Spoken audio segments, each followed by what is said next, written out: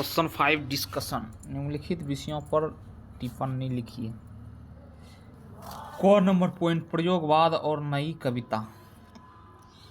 Answer, प्रगतिवाद के बाद हिंदी कविता में सहानुभूति एवं कला पक्ष पर ज़्यादा बल दिया गया। इस दौर में किसी प्रदत्त सत्य का अनुसरण करने की बजाय नए प्रयोग करने पर बल दिया गया। इस प्रवृत्ति के कारण ही यह धारा प्रयोगवाद कहलाने लगी।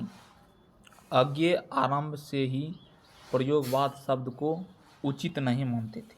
उन्होंने 1952 ईस्वी में नई कविता शब्द का प्रयोग किया। 1954 ईस्वी में जगदीश चंद्र गुप्त ने इस नाम से पत्रिका भी निकाली। इस रूप में नई कविता प्रयोगवाद का ही विकसित रूप कही जा सकती है। आरंभ में नई कविता के कवियों ने स्वयं को प्रयोगवाद से जोड़ा, परंतु बाद में वे स्वयं को प्रयोगवाद से भिन्न बतलाने लगे। नई कविता पर मार्क्सवाद का भी प्रभाव रहा एवं अस्तित्ववाद, मनोविश्लेषणवाद तथा व्यक्तिवाद का भी। इस रूप पे इस पर प्रगतिवाद का प्रभाव भी है और प्रयोगवाद का भी। प्रयोगवाद और नई कविता में बीज व वृक्ष का संबंध माना जा सकता है। प्रयोगवाद जहाँ प्रगतिवाद की प्रतिक्रिया में उपजा आंदोलन प्रतीत होता है, वहाँ नई कविता अपने स्वरूप में संश्लेषण एवं समन्वय की कविता है। प्रयोगवाद एक हद तक साहित्यिक क्षेत्रों तक सीमित रहने वाला आंदोलन था, जबकि नई कविता समग्र एवं जटिल काव्यानुभूति का प्रयोग करती है। केदारनाथ सिंह, ख number point. Answer, Kedarnath Singh 1932 में भी तीसरा सप्तक के कवि है। तीसरा सप्तक के अतिरिक्त उनकी कविताएं अभी बिल्कुल संग्रह में संकलित है, जो 1960 में प्रकाशित हुआ था। इसके 20 साल बाद जमीन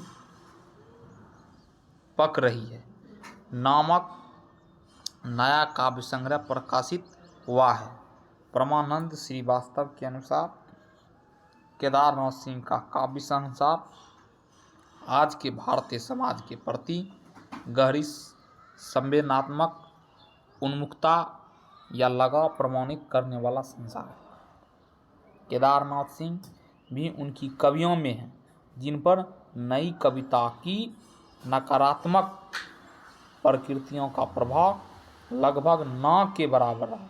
यही कारण है कि केदारनाथ सिंह आज भी उतने ही सक्रिय, सृजनशील और सार्थक नजर आते हैं।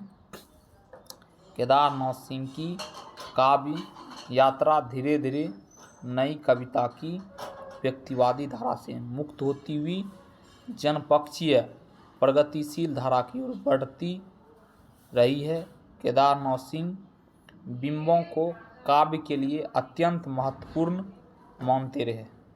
काव्य भाषा की दृष्टि से भी उनकी कविता में ताजगी, सरलता, पारदर्शिता और सृजनात्मकता के दर्शन होते हैं। उनके नवीनतम काव्य संग्रह है यहाँ से देखें और अकाल में सारस। क्वेश्चन नंबर 5 कंप्लीटली पूर्ण।